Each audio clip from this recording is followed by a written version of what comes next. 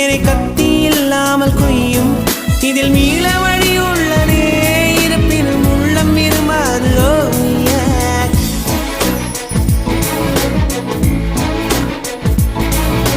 விழிகளின் அருகினில் வானம் வெகு தொலைவினில் தூக்கம் இது 5 புலன்களின் ஏக்கம் என் முதல் அனுபவம்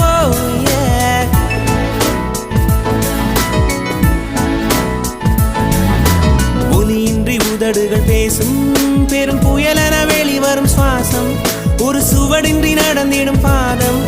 இது அதிசயம்